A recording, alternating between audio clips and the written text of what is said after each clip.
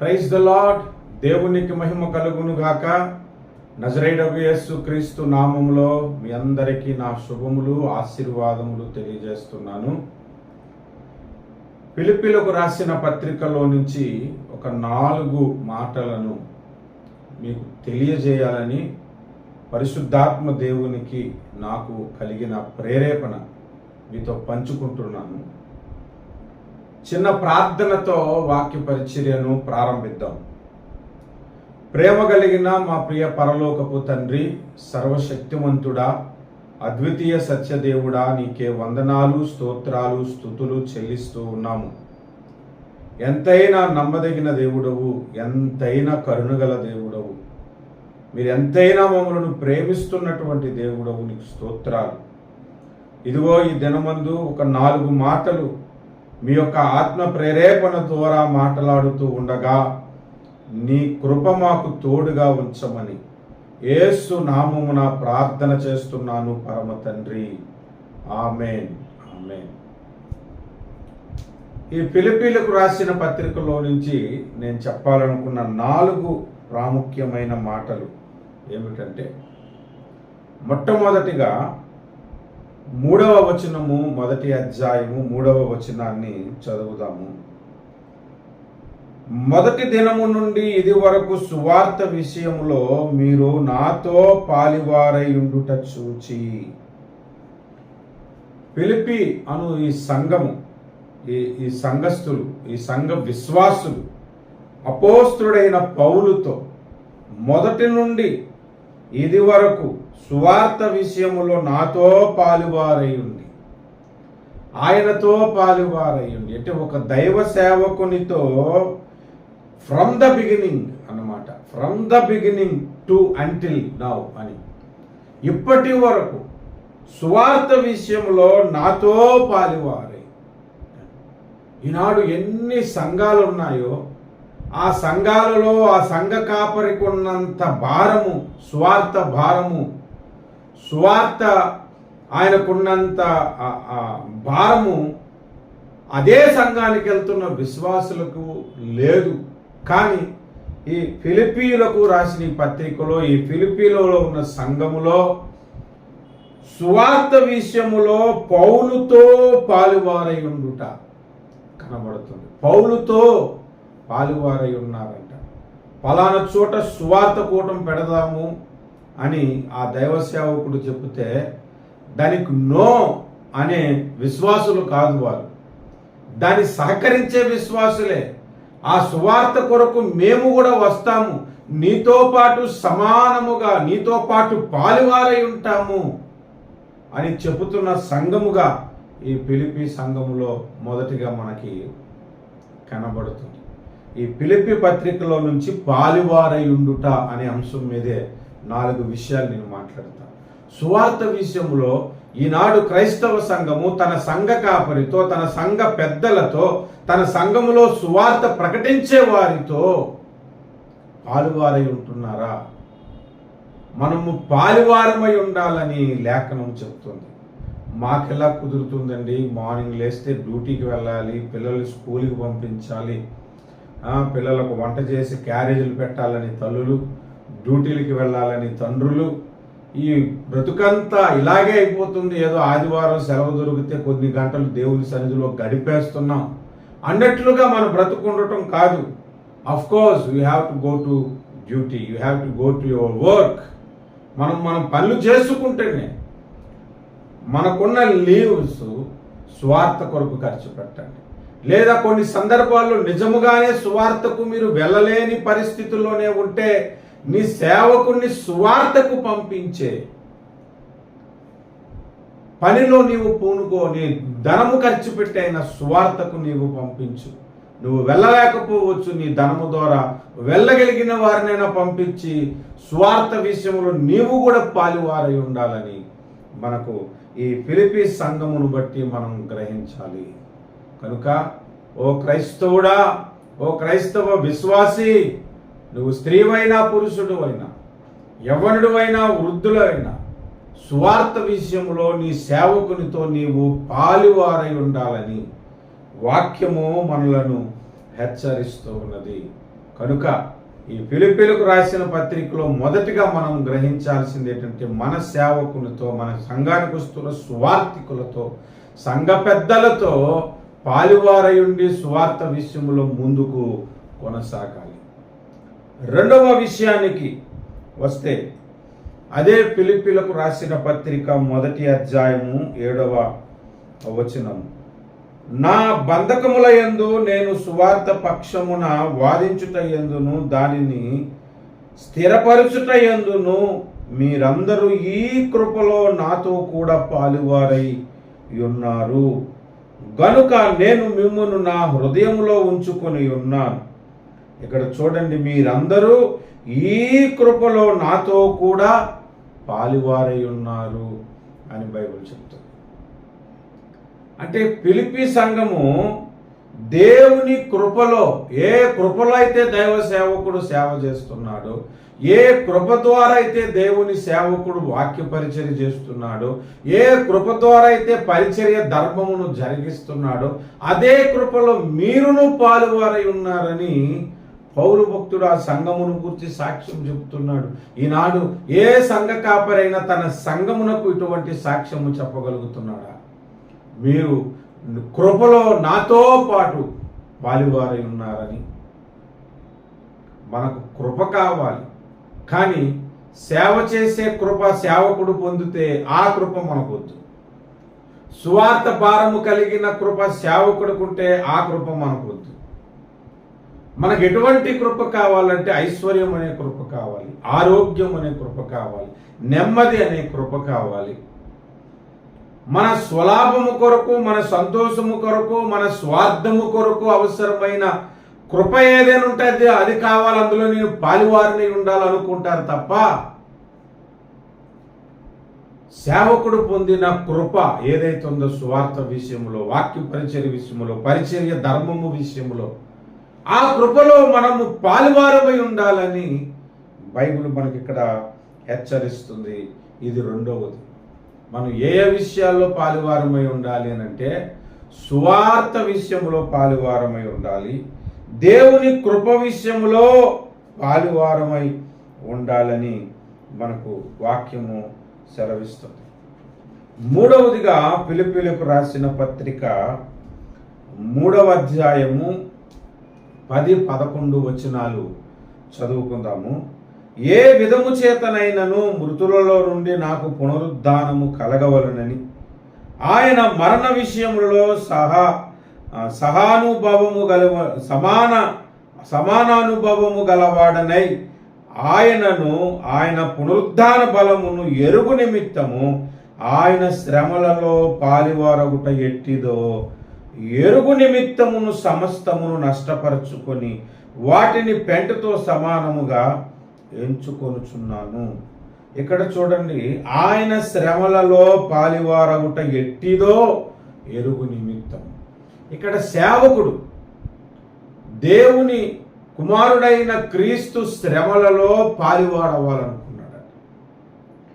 ఆయన శ్రమలలో పాలివాడగుట, ఆయన మన కొరకు ఎంత శ్రమ పడ్డాడు, ఎన్నిసార్లు అవమానములు నొందాడు, ఎంతగా ఆయనను తక్కువ చేసి మాట్లాడారు కదా. ఒక సందర్భంలో పరిసయ్యులు యేసుప్రభుని అంటారు, మేము వ్యభిచారము వలన పుట్టిన వారము కాము అని అన్నారు. అంటే యేసుప్రభు నా మాట ఎందుకు అన్నారు తెలుసా? నీ తల్లి కన్యకగా ఉన్నప్పుడే గర్భవతి అయి నీవు పుట్టావు, అంటే వ్యభిచారం చేసి నేను కన్నది అని ఒక నింద ఆయన మీద వేశారు. ఎంత బాధ కలిగిన విషయం. దాని మీద యేసుప్రభు ఏం రివెంజ్ తీసుకోలేదు, జస్ట్ నవ్వి వదిలేశాడు అంతే. దాన్ని పెద్దగా పట్టించుకోలేదు. అలాంటి అవమానాలు దెయ్యం పట్టిన వాడని అన్నారు కొన్ని సందర్భాల్లో ఆయన్ని నానా దుర్భాషలాడారు, నానా విధాలుగా బాధించారు, వేధించారు, శోధించారు, కొరడాలతో కొట్టారు. ఎన్నో అవమానాలు, ఎన్నో శ్రమలు, ఎన్నో నిందలు యేసు ప్రభువు భరించాడు. అలాంటి శ్రమలలో మనము పాలివారం ఒకట ఎట్టుదో ఎరుగు నిమిత్తం అంట. ఈనాడు శ్రమలంటేనే క్రైస్తవులు వద్దు, ఇప్పుడంతా కంఫర్టబుల్ క్రిస్టియన్స్ ఎక్కువైపోయారు. ఎవ్రీథింగ్ ఈజీ లైఫ్ అయిపోవాలన్నమాట. మనం మందిరానికి వెళ్తే బ్లెస్సింగ్స్ అలా వచ్చి పడిపోవాలి మనకంతే. ఆర్థికంగా మనం బలపరచబడ్డాలి, అదే మన ఆశీర్వాదం అనుకుంటారు. ఎటువంటి జబ్బు మనకి రాకూడదు, ఎప్పుడు ఆరోగ్యంగానే బ్రతికేయాలనుకుంటారు. ఎటువంటి శ్రమ, అప్పుల సమస్యలు, ఇబ్బందులు, కష్టాలు మనల్ని ఎవరు నిందించకూడదు, ఏమి లేకుండా నేను బెస్ట్ క్రైస్తవుని అయిపోవాలి అనుకుంటారు. అది బెస్ట్ క్రైస్తవ్యం కాదు బాబు. నిజమైన క్రైస్తవుడు క్రీస్తు శ్రమలలో పాలువారవుతాడు. యేసన్న గారు నేనెందుకని అని రాసిన పాటలో నీ శ్రమలలో పాలుందుటయే నా భాగ్యము అని పాట రాశారు. ప్రభువు పొందిన శ్రమలలో కొన్నైనా మనం పొందాలి, కొన్ని నిందలైనా మనము భరించాలి, కొన్ని అవమానాలైనా భరించాలి. మనము అలాగా మనం ఇబ్బందులలో మన పరిచర్యలో మనం ముందుకు వెళ్తున్నప్పుడు, మన భక్తి జీవితాన్ని ముందుకు కొనసాగిస్తూ ఉన్నప్పుడు క్రీస్తు శ్రమలలో కొంతన్న పాలివారం అవుతాం. కనీసం పౌలు పడిన శ్రమల్లో కూడా మనం పడలేము. కొంతమంది భక్తులు క్రీస్తు కొరకు ఎన్నో శ్రమలు పడతారు, అది కూడా మనకు వద్దనుకునే భక్తి ఎక్కువైపోయింది. నాడు శ్రమ పడే క్రైస్తవ్యం తొలగిపోయింది. మధుర సేవ, యేసుక్రీస్తు సేవ అనే దగ్గర నిందలు అవమానాలతో సేవ వెళ్తూ ఉంటే, ఈ రోజుల్లో సేవ ఎలాగైపోయిందంటే, నేను ప్రార్థన చేస్తున్నాను నీ అకౌంట్లోకి ₹1,00,000 రాత్రి పడిపోతాయి అనేటువంటి పరిచర్య, శ్రమలేని పరిచర్యలోనికి దిగజారిపోయాయి. ఒకప్పుడు సేవకులు పగలు రాత్రులు సువార్త కొరకు కష్టపడి నిందలు, అవమానాలు, బాధలు కొందరు చేత కొట్టించుకున్నారు, ఇబ్బందులు పడ్డారు. అలాంటి సేవ పోయింది. ఇప్పుడంతా మెగా చర్చెస్, మెగా సిటీస్లోనే సేవ చేసే స్థితిలోనికి క్రైస్తవ్యము దిగజారిపోయింది. శ్రమపడే సేవకుడే లేకపోతే శ్రమపడే సంఘం ఎలా ఉంటుంది? శ్రమలు మనకి చాలా అవసరము. హింసలు, బాధలు, నిందలు కూడా అవసరము. అలాగని ఆశీర్వాదాలు మనకు వద్దనట్లేదు, సుఖములు మనకు వద్దని అనటలేదు, కంటి నిండా నిద్ర మనకు వద్దని అనటలేదు, ఆరోగ్యం మనకు వద్దని అనటలేదు, ఐశ్వర్యం మనకు వద్దని అనటలేదు. అవన్నీ ఉంటుండగానే కొన్ని సందర్భాలలో శ్రమలు పడాలి. కొన్ని సందర్భాలలో మనము హింసలు, అవమానాలు పొందుతూ ఉంటాము. అది నిజమైన క్రైస్తవ్యము. అది క్రీస్తు శ్రమలలో పాలువారమొకట ఎట్టిదో ఎరుగు నిమిత్తమే ఆయన సమస్తమును నష్టముగా వాటిని పెంటతో సమానముగా ఎంచుకున్నాడట. సమస్తమును అనంటే ఆయనకి ఎంత డిగ్రీ ఉందండి పౌలుకి. పౌలు ఎంత ఆస్తిపరుడు, ఆయన ఉన్నతమైన కుటుంబంలో పుట్టినవాడు, రోమన్ సిటిజన్ అయిన. అవన్నీ నాకు వద్దనుకున్నాడంట. ఎంతైనా శ్రమలలో నేను పాలువారగాలనుకున్నాడు. భక్తుడైన మోసే ఐగుప్తు సుఖభోగముల కంటే, ఐగుప్తులోని అల్ప భోగములు నేను అనుభవించుట కంటే క్రీస్తు యేసు ప్రజలతో శ్రమలే మేలు అనుకున్నాడు. హెబ్రీ పత్రిక 11:27 ఆ మాట రాయబడింది. ఆనాడు భక్తులు శ్రమలు మేలు అనుకున్నారు. ఈనాడు భక్తులు శ్రమలు వద్దనుకుంటున్నారు. సుఖముగా ఉండటమే ఆశీర్వాదం అనుకుంటున్నారు. ఇదేం భక్తి? క్రీస్తు కొరకు శ్రమపడే భక్తి మనము కలిగి ఉండాలి. కనుక ఆయన శ్రమలలో పాలివారమై ఉండాలి. ఇది మూడవది. మొట్టమొదటిగా మనం ఏం నేర్చుకున్నామంటే స్వార్థ విషయములో మనం పాలివారమై ఉండాలి. రెండవది దేవుని కృప విషయములో మనము పాలివారమై ఉండాలి. మూడవది ఆయన శ్రమలలో, క్రీస్తు శ్రమలలో మనము పాలివారమై ఉండాలని బైబిల్ చెప్తుంది. నాలుగో విషయం చెప్పి నేను ముగిస్తా. ఈ ఫిలిప్పీ పత్రికలో 4 అధ్యాయాలు ఉంటాయి. 4 పాలువారై ఉండట ఏమిటో మనం తెలుసుకుందాం. ఫిలిప్పీలకు రాసిన పత్రిక 4వ అధ్యాయము 14-15 వచనాలు. అయినను నా శ్రమలో మీరు పాలు పుచ్చుకొనినది మంచి పని.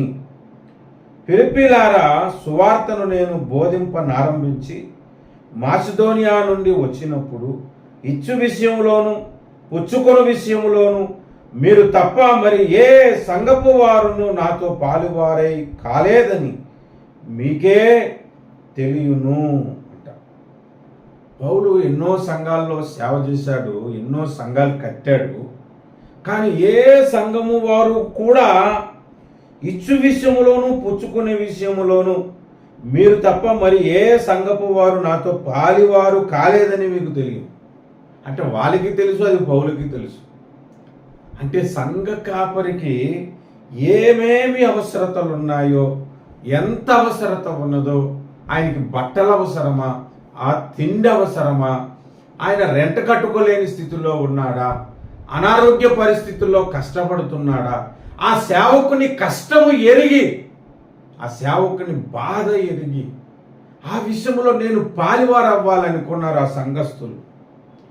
ఈనాడు పడే కష్టం అంతా సేవకుడు పడుతూనే ఉంటాడులే, మనకెందుకు, ఆదివారం వెళ్తున్నాం సేవ, మనం కూడా ఆయన చెప్తున్న మాటలు వింటున్నాం, మనకు నచ్చిన కానుకేసేస్తున్నాం, నమస్కారం చెప్తున్నాను, ఆశీర్వాదం ఇస్తున్నాడు, తండ్రి యొక్క కుమారుని యొక్క పరిశుద్ధాత్మ యొక్క అని ఆ ఆశీర్వాదాలు పట్టుకొని మనం ఇంటికి వెళ్ళిపోతున్నాం అనుకుంటున్నారే కానీ నీ సేవకుని అవసరాలు తీర్చే విశ్వాసిగా, సంఘపు వ్యక్తిగా, భక్తుడుగా నీవు ఉంటున్నావా? ఇచ్చు విషయములో పుచ్చుకుని విషయములో పాలువారై ఉండుట ఎట్టిదో ఫిలిప్పీ సంఘానికి తెలుసు. ఈ ఫిలిప్పీ సంఘానికి ఉన్న అనుభవము, ఆ పాలువారై ఉండుట అనుభవం మీరు కలిగి ఉన్నారా? మీరు ఆ అనుభవంలోనే ఉన్నారా?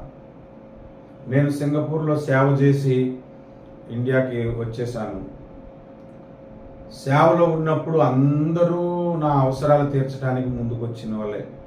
సేవ లేదు వచ్చేసాము, ఒకరిద్దరు తప్ప, ఒకరిద్దరు కూడా కాదు చెప్పాలంటే ఇద్దరు తప్ప కృతజ్ఞత కలిగి నా అవసరం ఏమిటో నాతో మాట్లాడి తెలుసుకున్నవారు పెద్దగా లేరు. నాకు ఫిలిప్పీ సంఘానికి పౌలు ఇచ్చిన సాక్ష్యం నేను నా సంఘానికి ఇచ్చుకోలేదు. చాలామంది అండి దేవుని వాక్యం సమృద్ధిగా దొరుకుతుందన్నా అని వింటారు, నేర్చుకుంటున్నామని అంటారు, కానీ ఆ సేవకుడికి ఎంతగా మనము కృతజ్ఞత కలిగి ఉండాలో, ఆ సేవకుని అవసరతను ఎలా తీర్చాలో, ఆ విషయంలో పాలువారై ఉండుట ఏంటో ఈనాడు సంఘస్థుల్లో చాలామందికి తెలియదు. ఎలాంటి వారికి పాలువారై ఉంటారంటే దోచుకొని వారికి పాలువారై ఉంటారు.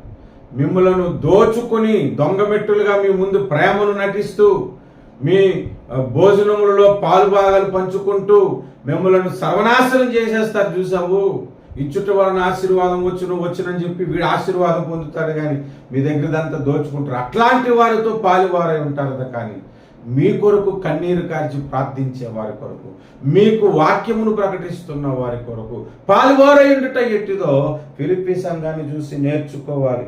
ఆ తర్వాత వచనాలు చదివితే, ఆ తర్వాత వచనాలు మీరు పూర్తిగా చదవండి.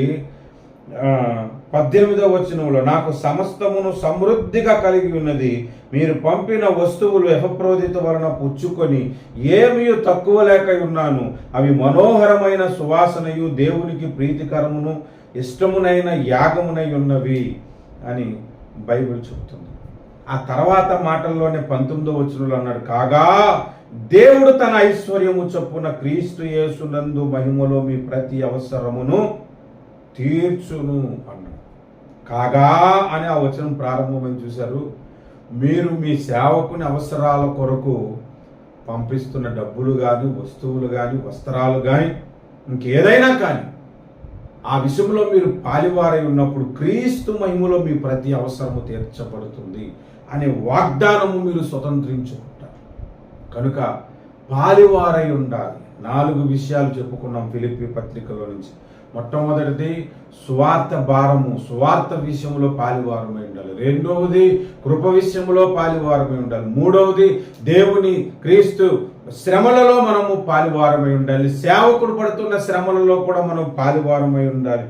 4వది సేవకుని అవసరాలు తీర్చే విషయంలో మనము పాలివారమై ఉండాలి అని ఈ ఫిలిప్పీ పత్రిక నుంచి దేవుడు 4 విషయాలు మనతో మాట్లాడుతున్నాడు. క్రైస్తవ సంఘమ పత్రికలు చదువుతూ ఉన్నప్పుడు అప్పుడున్న ఆ పత్రికల్లో సంఘం ఎలాగ అభివృద్ధి చెందుతుందో, ఎలాగ ప్రయాసపడుతుందో, కొందరు విశ్వాసులు ఎలా బలహీనులైపోతున్నారో వాటిని సేవకుడు ఎలా హెచ్చరించాడో నేర్చుకోవాలి. సంఘం యొక్క ధర్మం ఏమిటో, సంఘం యొక్క క్రమం ఏమిటో పత్రికలలో చాలా చక్కగా అపోస్తుడైన పౌలు పరిశుద్ధాత్మ ద్వారా వ్రాయగలిగాడు. అవి నేర్చుకొని మరింత ముందుకు మనము కొనసాగాలి. ఇది దేవుని వాక్కు, యెహోవా వాక్కు. సంఘం పట్ల దేవునికి ఉన్న బాధ్యత, సంఘం పట్ల సంఘానికి విశ్వాసులకు ఉండవలసిన బాధ్యత ఎరిగి అన్ని విషయములలో మనం పాలువారమై ముందుకు కొనసాగుతుముగాక. ప్రార్థన చేసుకుందాం. ప్రేమ కలిగిన మా తండ్రి, నీకు స్తోత్రములు స్తుతులు చెల్లిస్తున్నాము. మా రాజా, మా రక్షక, మమ్మల్ని నేలువాడా నీకు వందనాలు నాయనా. ఇదిగో అన్ని విషయంలో మీతో పాలువారమై ఉండాలి, సంఘ కాపరితో పాలువారమై ఉండాలి. పాలువారమై ఉండి గొప్ప బహుమానం మేము పొందుకున్నట్లు నీ గొప్ప కృపను మా ఎడల చూపించమని, ఈ వర్తమానం వింటున్న వారి హృదయములను మీరు కదిలించమని యేసు నామమున ప్రార్థన చేస్తున్నాము మా ప్రియమైన పరలోకపు తండ్రి. ఆమేన్. ఆమేన్. Praise the lord. Praise the lord.